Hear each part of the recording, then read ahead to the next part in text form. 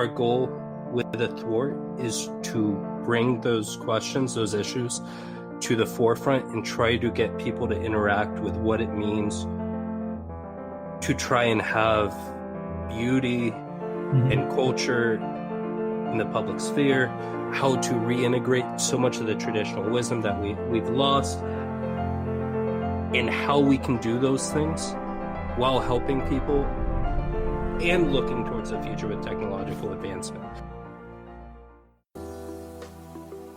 Welcome to the first episode of the Conservative Curious podcast.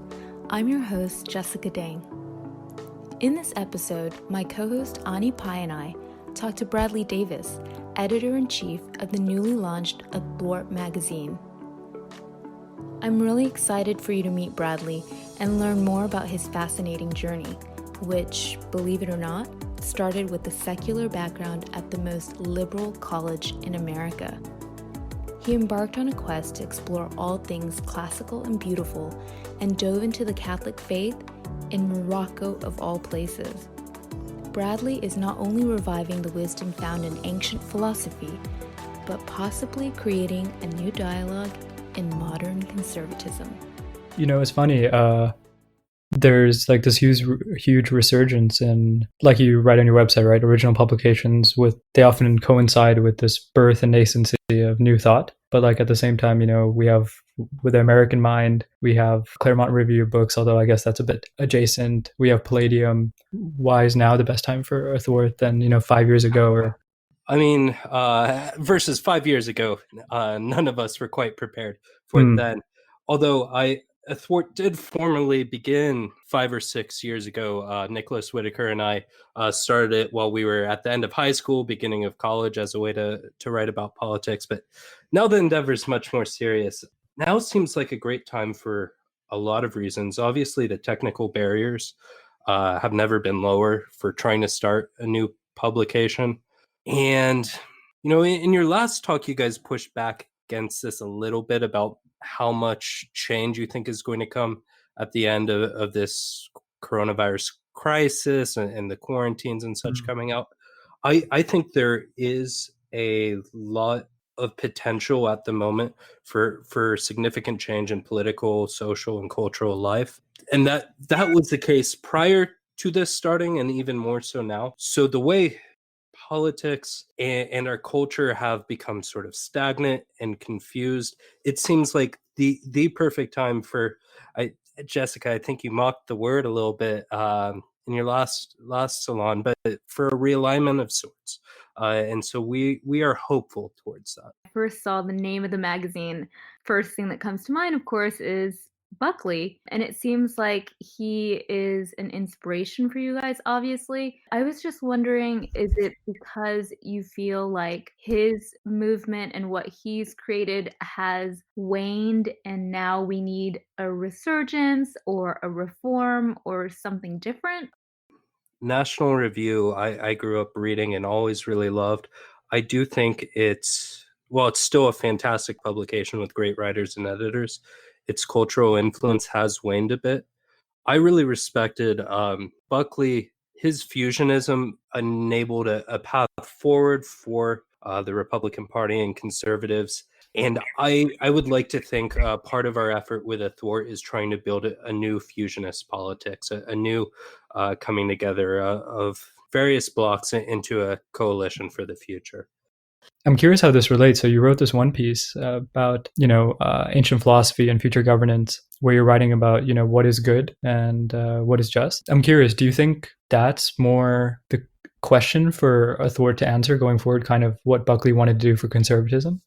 I think part of the movement that Buckley got started and that has been very dominant on the right has been almost to a fault too libertarian in my mindset. And part of that is what I personally would like to see some corrective to, insofar as I think a lot of the goals of the early libertarian movement to an extent have been realized, but also the questions don't seem like they're as relevant now. I don't think people feel that their government particularly cares about them as individuals or their lives or communities. And so a big part of a new fusion of thought moving forward is going to be really heavily dependent on common good and the health of communities and social structures. What we have written down as our mission, which I think is a very good representation of what we think, is that it is time for a new theory of political life that synthesizes traditional wisdom, technological advancement, appreciation for the aesthetically beautiful, and concern for the common good. I have a conservative response to each of those issues. Our goal with Athwart is to bring those questions, those issues, to the forefront and try to get people to interact with what it means to try and have beauty and culture in the public sphere, how to reintegrate so much of the traditional wisdom that we've lost, and how we can do those things while helping people and looking towards the future with technological advancement. Conservatism, particularly in the American context, is a weird thing, but we can't stop the clock. You can't turn anything back. Technological advancement is going to be critical for trying to reimagine what society will look like in the next 20, 30, 50 years. I was talking to Ani, and I said, I don't know where I heard this, but I wonder if conservatism is just progressivism, but with speed bumps. So in the American context, it's so weird because we don't really have much of a thing to conserve. We don't have a really meaningful aristocracy. We don't have an ancient order of politics that we're trying to hold on to. We are a revolutionary state with revolutionary ideals, and trying to conserve revolution in a lot of ways just doesn't make sense. I think in the past several decades, Reagan being the sort of poster boy for this, a recommitment to the ideals of the revolution, the Constitution, and founding principles, was in a sense trying to be conservative within that. But I don't think many people really care any longer about the Constitution, Declaration of Independence, any of our founding documents or ideas. The majority of the country doesn't feel like those have any relevance. So maybe in the American context, conservatism is trying to pump the brakes a little bit and not just speed through progress as much as possible. I think there might be some wisdom to that. See, that's interesting because, having spent quite a lot of my time in Europe and stuff, they actually have this classical nature to look back to, right? I mean, Greece famously, but all of these nations are very primordial, or at least a lot more so than America. But you guys, take that approach. And for you, of course, you're a big fan and researcher into Leo Strauss's work, right? Who famously decries historicism and, would completely shatter the 1619 project as it stands today. Like just decimate it, right? Completely. But the difference that you guys are doing is you take that classical approach, but unlike Buckley, you almost feel like technology is also a very strong component. Why do you think to focus on both of those things, right? The classical component and tech?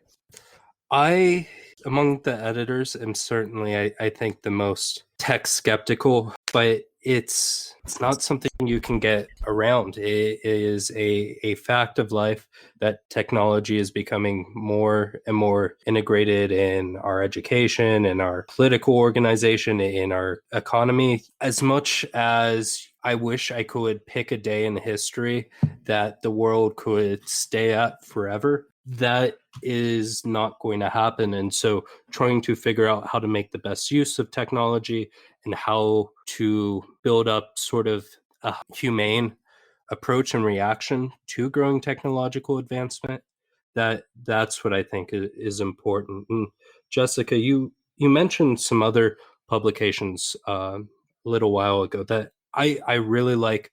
American Mind, I really like Palladium. To an extent, Palladium somewhat inspired us in doing this. I have a good bit of respect for both Jonah and Wolf.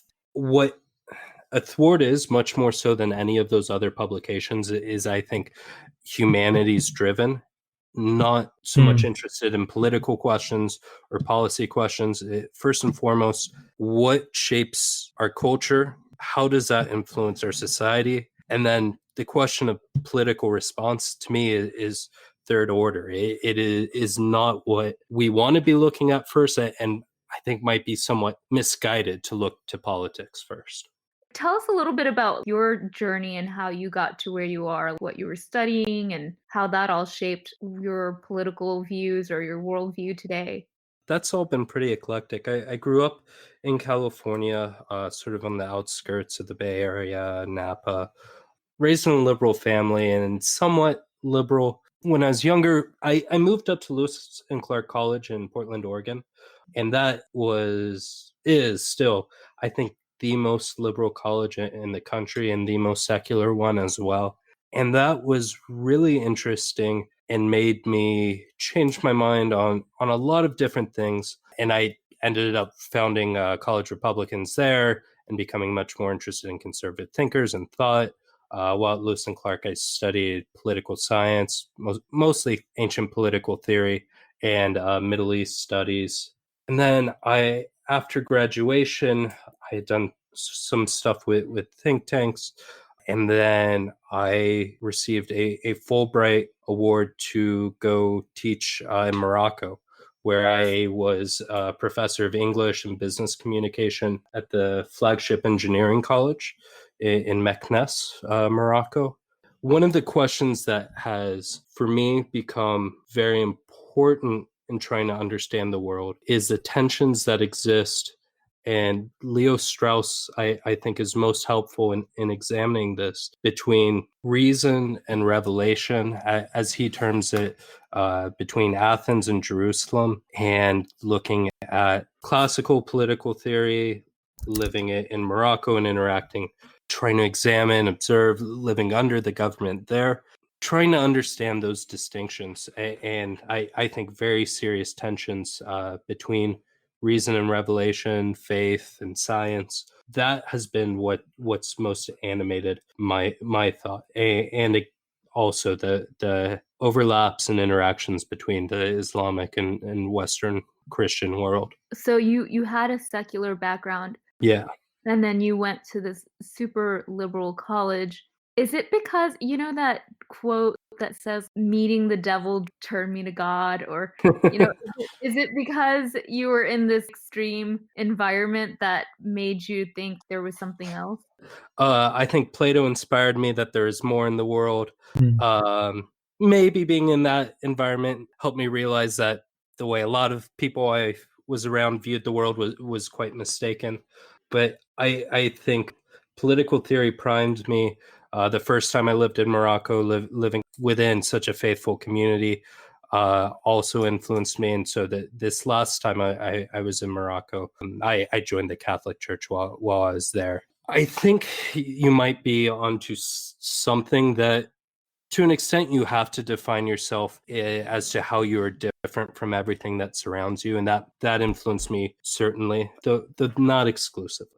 I read something a while back where England actually has more people who graduate with a history degree than the entire United States, despite having like a fifth of the population. So you'd think it would be more common, right? In such a Jonathan Haidt, Calling of the American Mind time we live in, where people are like, surrounded with all this PC stuff and they can't talk about anything and the Overton window is closed. But not many people go back to like classical literature, history, or thought. It's just a funny anecdote. Yeah, and it's unfortunate.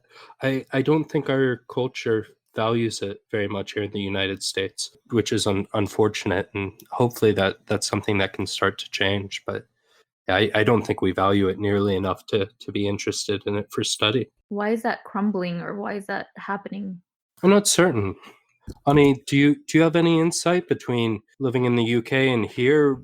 Why did it seem like people were more interested, engaged in history than they are here? I think, at least in the UK, and I think in all of Europe, people place a lot of respect and just general emphasis. I mean, definitely not in, I'd say, our generation, Gen Z, but in past generations, I also think we underappreciate that the United States is a revolutionary country that tried to unmoor itself from most things prior. I think it should be coming out this week. The Phronesis podcast, we have an episode where we're discussing Walter Benjamin's theses on the philosophy of history and trying to understand how, in the aftermath of, say, the French Revolution and other sort of revolutions, how history is rewritten and reconceptualized. And I think that it is governing or foundational ideology that history sort of begins with the United States, and most things, if not everything prior, is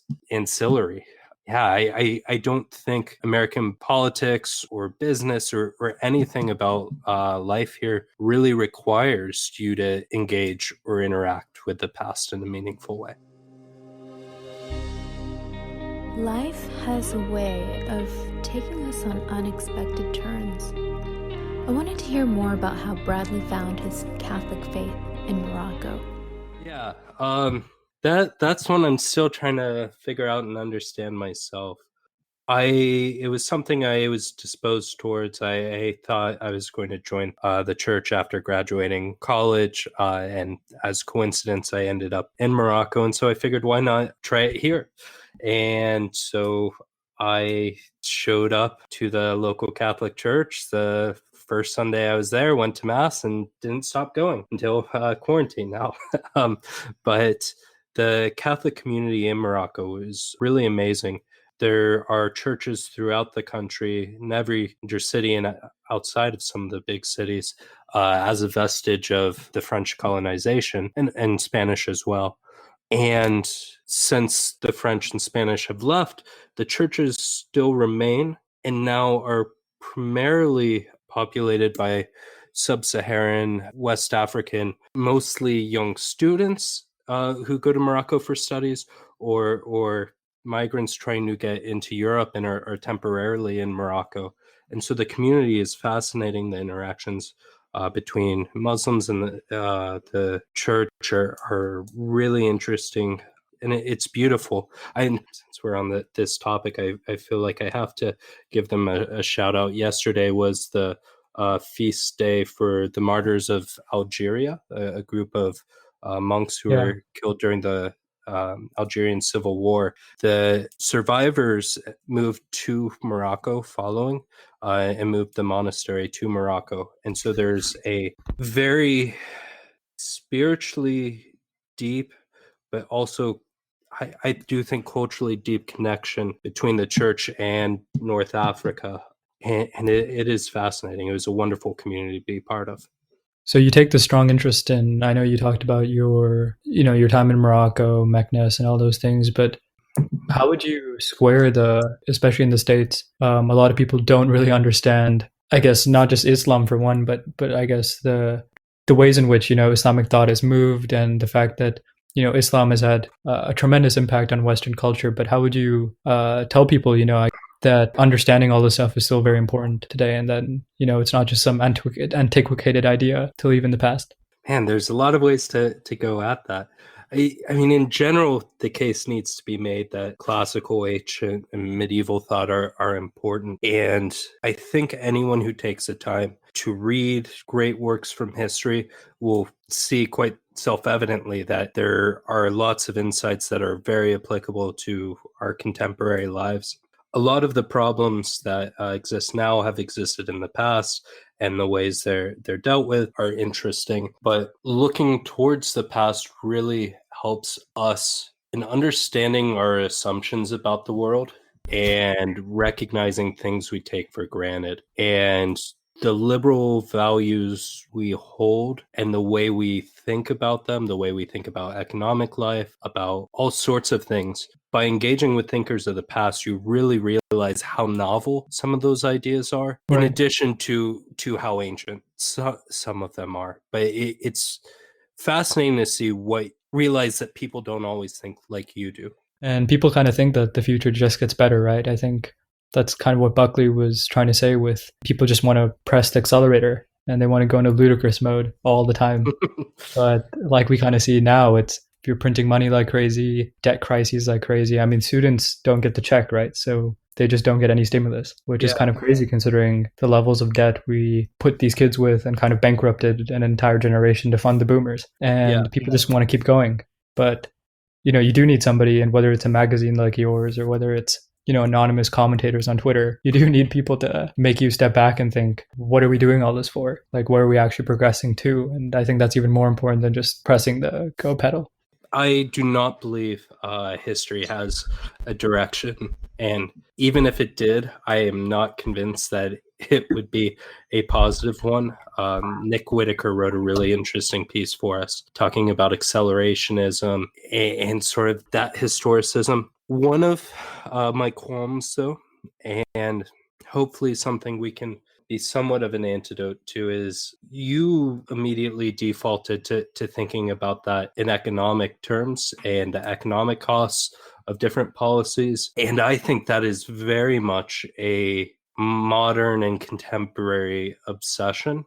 And that is also something I am somewhat wary of. Certainly economic health allows us to better lives in all sorts of ways we want, and it's much easier to reform things if you have the money to do it. But I think a great insight of looking towards the past is seeing communities for which money was either not a concern or was a subordinated one to other concerns. And so that, again, part of us being, I think, really humanities focused is in the realm of policy. Money is absolutely always going to have to be a consideration, but there should be places where you can think unconstrained by economic factors. And I think we should try and imagine the world as best as possible, separate from any economic factors, and try to figure out how to fund it secondly. I agree. don't like that ordering.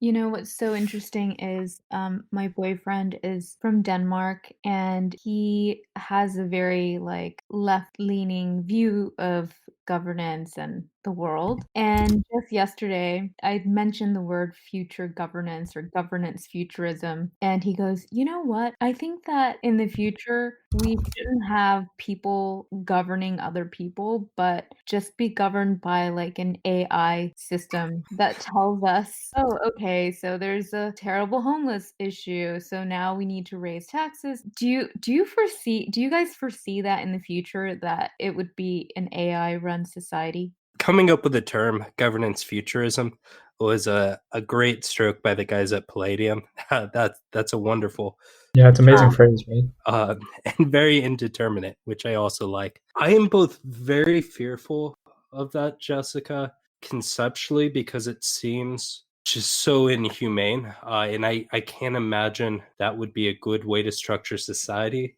except that I do think the example you gave was homelessness and taxes. I do think a lot of our economic questions might be better settled that way, or really technocratic concerns prior to being political ones. I think an economics department would do a much better job of setting tax rates and trying to figure out how to structure that and not be too regressive or not cause capital flight or anything of that sort. I don't think voters are well equipped to make those types of decisions. Outsourcing that to an AI might be great. Outsourcing political and social questions would be tragic. Yeah, it's almost like they want to take the humanities out of politics, right? These questions, I actually think I'll be proved wrong eventually. I mean, I think Estonia is, they want to do this, right? So they have already done e-voting. A lot of the legislators, they are very pessimistic about human behavior. They take the view that, like capitalism is a mistake, innovation is a mistake, the future's in the past. We have to go back and, screw all this tech progress. And they definitely want to do this. They just want to get the humanities out as fast as possible. But it's almost like, is that the answer? Or is it, the answer of like, this is what we should do, which no one wants to talk about, right? That's actually what you wrote about, right, Bradley? Like in this way of like, how do we do the best for people? No one wants to talk about that. They just want to talk about economics. Yeah. And trying to rid human behavior from the system or innovation or any of the things you're saying is impossible. And so we have to figure out with ways to deal with it. And that is great concern of mine. One of the more interesting at the moment in intellectual circles, I think, is the Catholic right. And there is a lot of questioning as to how to order society towards man's good, primarily from the Catholic context, how to make people holy or society just in line with what the church teaches? I think those are the right questions to ask. I do not think that a catchphrase for some of this is Catholic integralism. I don't think anything of that sort is feasible in the United States. I don't imagine an integralist America. But it is important to try and ask those questions about how to have a just society, how to make people's lives good and happy, and do it in a way that is not strictly partisan or not strictly religious. I think there are good answers out there, particularly if we look towards ancient philosophy. Yeah, and even that way, there's that talk among conservatives right now about, do we necessarily need religion in order to have this viewpoint of like, how will we define the right, or even all these religious libertarians, right? Do we necessarily have to intertwine religion and being a conservative? I don't think so. I don't think they're intertwined at all. I do think, though, that sort of the religious instincts are present in everyone, and I think people will find ideologies or other things to fill their theological impulses, if not religion proper. And I think we see that to a large extent. I do think the progressive left is a good example of turning political ideology into more of a religious experience or theological drive with the way some consider it. Yeah, I also see your interest in the people you read is, how do you pronounce his name? Perry? I Periguer. Paraguay, yeah. Yeah, So I've read a few of his works, but it's interesting how this used to be a way bigger thing back in the day with the Christian-Muslim dialogue, but now there's like none of it, right? I just don't ever hear it being spread. I don't think that's true. I think there is a good bit of dialogue. I think most of it happens in very religious circles, and so might not be seen too broadly in society. I think a great example in Berkeley, there's the Graduate Theological Union, and the Islamic school there, Zaytuna, has very, very good relations with, for example, the Dominican School of Philosophy and Theology. There's a lot of interreligious dialogue, and I do think particularly the Catholic Church, Islam, and Judaism are finding that they have a lot more in common with one another than they do with secular society and secular liberalism. So I do think there is, to an extent, philosophic, political sort of coalition building among the Abrahamic faiths.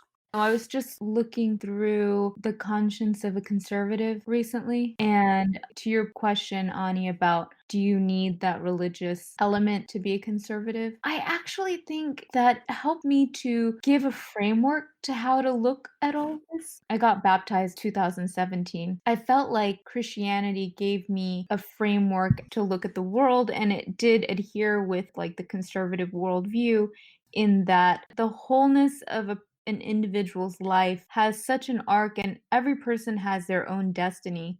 And I think that with the left, they don't necessarily see it that way. They put equality at the forefront, and it's really about everybody being equal, and not really recognizing that where you are today is not necessarily where you'll be tomorrow. And it's that mystery that is what makes life meaningful. So for me, I think there is something to the faith aspect. I think you're right, and I don't want to alienate people who are not religious. I think it is possible to have beliefs or hopes of some sort of transcendental nature. I think an integral part of conservatism is a belief that there are things greater in life than just what the state can offer you, and more than just political life. And for most people, I think that is not to be religion. Isn't for everyone, but I think that distinction you're making, there is something to that. And I'll note that that book was indeed written by a National Review writer who was the paper's conservative Catholic commentator for many, many years. He also started Triumph magazine. No, I'm talking about, wait, am I talking about the wrong book? It's Barry Goldwater's book. Yeah. Barry didn't write it. Brent Boswell Oh. Jr. Ghost wrote it for him. I mean, certainly Oh. Goldwater had a hand in it, and it very much represented his thoughts. But Boswell don't think I'm saying that quite right, was the primary author. I was going to say my experience with Goldwater is actually very tangential, where like, a book I liked on it was, do you know Nixonland? So this guy, Rick Perlstein, talks about how it's the election of Nixon that kind of changes everything in America. There's an America before Nixon, there's an America after Nixon. And one way he shows that is, after in 1968, the next 8 out of the 13 presidential elections we've had have all been Republicans. And before that, it was like mostly liberal. It's like post-war America. Everyone's a Democrat. They even go as far to say that, this one guy, Daniel Bell, who is like this public intellectual, even says he did his own end of history book where he's writing about liberalism won. The only problems we have right now are technical and administrative. Very clearly, that's not the case, right? I think it's just interesting that, all of this stuff is happening right now with Palladium, American Mind, Athwart, not that Conservative Curious is anything yet, but, it seems like there's something happening. And to me, that's very exciting. So when I saw that you were launching this project, I was like, this is awesome. Only within the last month did we start working on it. These ideas have been percolating among us, and we have all been talking along these lines and writing in other places, talking about these things. And we had a good group Slack that we thought, well, maybe we should actually make something out of all of our discussions among ourselves. So Ed Alia is myself and Peter Kranitz, and the two of us try to isolate a concept or some sort of abstract thought and examine how different works of art and different thinkers and essayists, musicians and others help shed light on the different ideas or talk about it in different works. So we've tried to examine solitude in that way.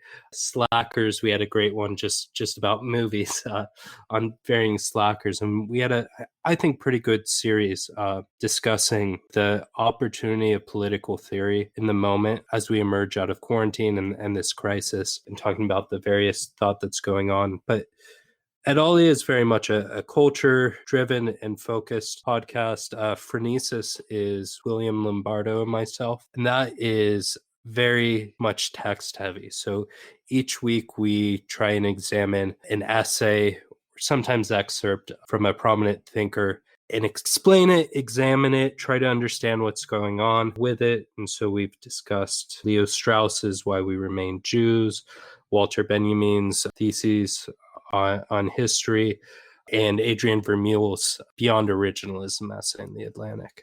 Wow, those are all really good ones. The reading the text as a form of podcasting, I think.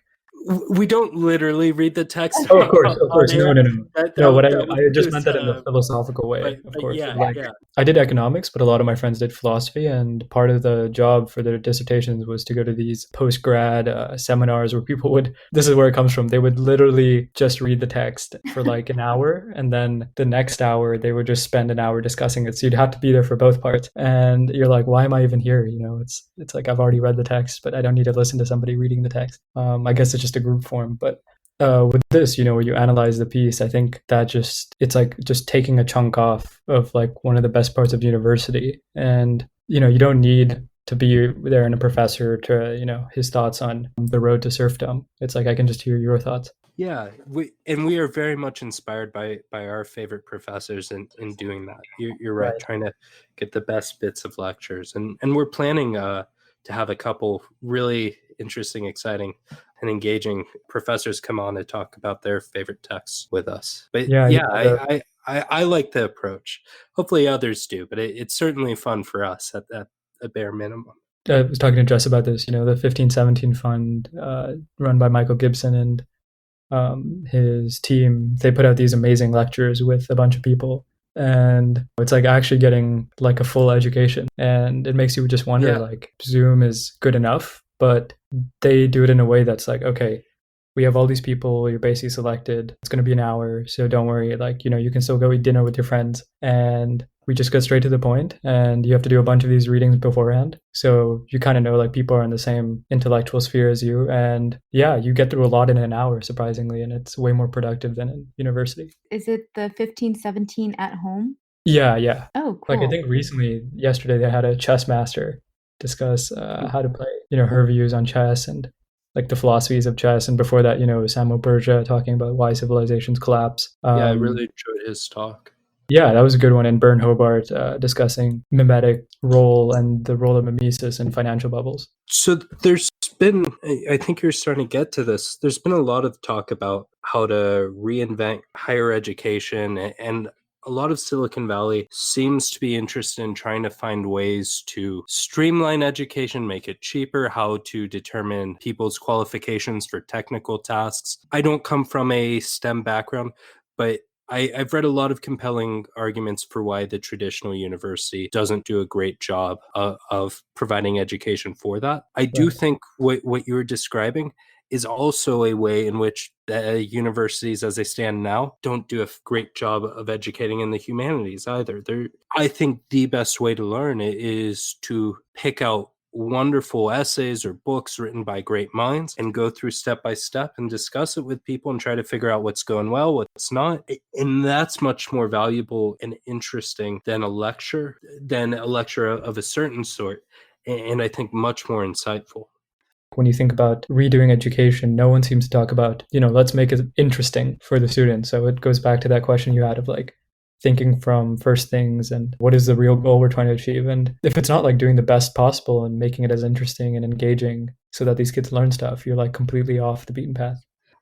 Classical thought is not dull in any regard, and Plato is far more exciting than any contemporary analytic philosopher. There's nothing like it. The books are novels, they are stories with so much going on. The dialogues are fascinating. I mean, have you gone and looked at any new contemporary philosophy? My boyfriend's really into this young German quote unquote philosopher named Marcus Gabriel. I haven't really dug into the work, but he talks about the brain and consciousness and realism, and sometimes I'm like, I don't think they're saying anything new. Sometimes I wonder if, like, with all that needed to be said has been said, like, you're not inventing anything new. And so with these new books that come out, sometimes I feel really like disillusioned by it. Are you just like naturally skeptical of the new stuff? I think I am a little naturally skeptical of newer things. Nothing is more tried and true than the Republic. Everything else in philosophy is just a footnote to the Republic. A lot of stuff does feel redundant and repetitive. I don't think that is always true, and something we're trying to do with Athwart that I think a lot of people on the right have been uncomfortable with is trying to engage with the social and critical theorists in the aftermath of World War II. And Walter Benjamin, Theodor Adorno, Michel Foucault, there are some really interesting insights from some of these thinkers, particularly in the Frankfurt School, that are worth engaging with, and the way they recognize and understand cultural narratives in the modern world are fascinating. There certainly is value to more recent, more contemporary work. And particularly, there are limits to how much people can understand technological advancement as we are going to see it, having not grown up in the world that we have. Plato can give you a framework for that. Aristotle can teach you the way you should break down a structure to understand that, but can't really understand those concepts so well just from their work. So I do think there is value to contemporary work, and I think the right needs to learn from critical theorists. There's valuable insights they have. Oh, did you say there is a pushback from the right on critical theory? Oh, absolutely. The right does not embrace the critical theorists or the insights of sociology or anthropology. Any of that sort of social theory of the last 50, 60 years is very much anathema on the right. And some of it for very good reason, but there is work that needs to be treated seriously for the right, I think. We discussed how America is currently obsessed with talking about how we're in a state of decline. To Bradley, predicting a state of decline is just a self-fulfilling prophecy. Here's how he sees the way out. We thought starting Athwart was important. We fill a slightly different niche than American Mind, than Palladium, but the more people that are out there talking and thinking and discussing and trying to envision what the world could be, absolutely the better. The more thought there is, I think the better our chances of not declining are. Again, we're really interested in the humane angle. Our tagline is towards a new theory of culture and society, and that very much is it. I'm curious on reading as much as I can from contributors about things that influence or could change society, ways that could be structured better, and very much cultural works that help influence it. These cultural questions are fundamental. They shape our worldview, and that in turn shapes how we act politically. I wrote this piece actually with one of David Pearl's writing fellows just recently, and it was kind of about how, the Industrial Revolution moved from this, we've industrialized land, and, we're eventually, like Marx went on to say, we're actually just commodifying time. So UBI and these other approaches are kind of ways to draw that back, because like quarantine has probably showed a lot of people they're just workaholics, right? It's like they might have a few drinks, they go back to work, they wake up, they work. Like there's no end, just as the capitalist dream, right? There's no end between work and life. Yeah, I think that's spot on. I feel like I've been working more since the quarantine, weirdly. I've been working from home, and for some reason during the quarantine, I'm like working more than ever. Oh, yeah. When he was saying this, it kind of points out there's not much more to our lives. Work is the foremost focal point of our daily life. And when our options are constrained for leisure and recreation, we're going to turn to just working more to fill the extra time we have in quarantine, which is, I think, kind of sad as a society. That's where we're at. But alternatively, it's better than spending the rest of the night watching Netflix. Yeah, one of the weirdest and most valuable experiences I had while living in Morocco was every day, the bulk of my day would be kind of sitting around doing nothing in a cafe chair, just staring at the street. And that's what people do, and watch people walking by. And it's really weird to live somewhere where nothingness is just waiting is a normal part of the day. And I get what you're saying, Jessica. I didn't mean to slam it too much. You're right. There is value to our work, and particularly when you are doing interesting things like this. But there's something about just sitting and waiting, not doing anything, that's incredible.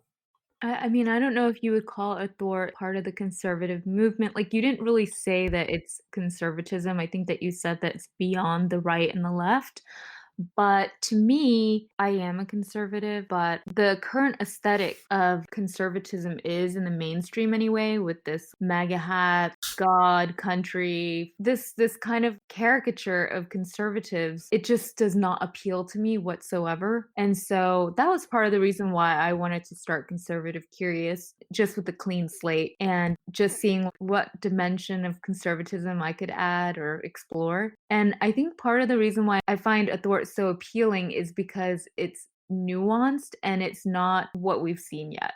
I appreciate that comment. That's what we're going for. I agree, and I think image is almost, if not as important as ideas, and nuance matters. Frankly, I know Athwart will never be National Review. Our goal isn't to sell hundreds of thousands of magazines. Well, I mean, we are not going to do print, but not to have a huge number of readers per se, but to try and hone in on an aesthetic. Buckley was great at giving National Review a mood.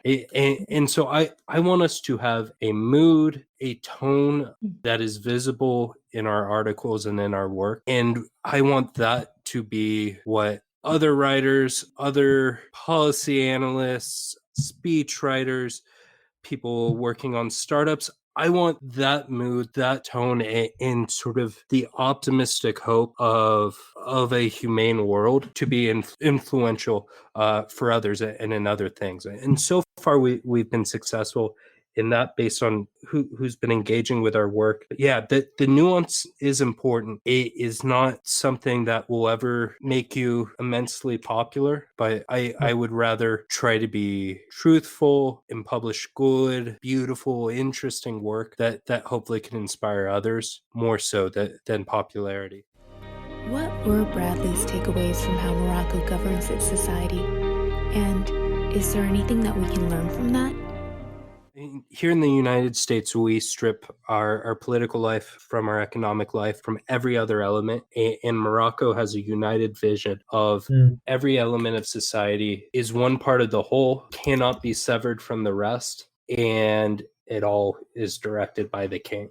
That last part, most people probably would be less than wild about. I thought the king was great, but the wholeness of their vision of what life should look like in a community, that is important. And if not embracing that model, which would not work here, I think trying to be inspired and learn from it is certainly a good thing. Religion, faith, I do not think is irrational as such, not as we understand it. Almost all of history's great scientists have been deeply religious. The Catholic Church sponsored a ton of technological and scientific advancement. Many of the Arab world's greatest researchers, scientists, inventors were very, very, very pious Muslims. In the way that Leo Strauss talks about it, and sort of the tradition he's picking up on, I do think there is fundamental tension and conflict between reason and revelation insofar as how we understand the world, and the two can't be reconciled. But certainly one isn't irrational or unreasonable to be faithful. In that sense, one can be a great scientist and deeply pious. I'm just fascinated by your whole journey. Seriously, Bradley. Like, how's your family? What do they think? Were they like, what happened to you in Morocco? Or like, they just hit him on his head as a kid. Yeah. I can't really answer that one for you. You would have to ask them. They certainly think a lot of it is unusual and strange. No, my rebellious phase was freshman year of college when I had Ronald Reagan posters all up in my dorm room and my parents came to visit. Very much that was my rebellion. well, I think that's why it's so important that all of these cool new explorations of conservative thought is coming to light, especially in the Bay Area. It is kind of a cool thing. It's like not mainstream, it's like underground. It's weird that conservatism has become punk rock in that way. Right. Bradley, I mean, I can't wait until the lockdown is over so that we can hang out and have a coffee or something. Absolutely. Likewise. I can't wait for the day that comes. Yeah. Well, thanks so much, Bradley. Great to hear more about you and getting to know you better. And this could be the beginning of a beautiful friendship, guys. Yeah. Hopefully. We love making new friends. Thanks for tuning in. We hope you liked this episode. You can check out Bradley's magazine, Athwart, at athwart.org. That's ATHWART.org. For exclusive content from Conservative Curious and to get on our guest list for private events, please subscribe at conservativecurious.com. Until next time, stay curious.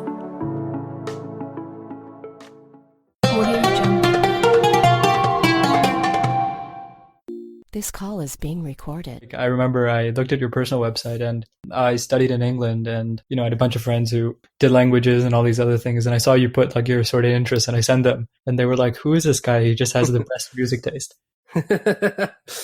Good. If there's anything I want to be known for, it's that.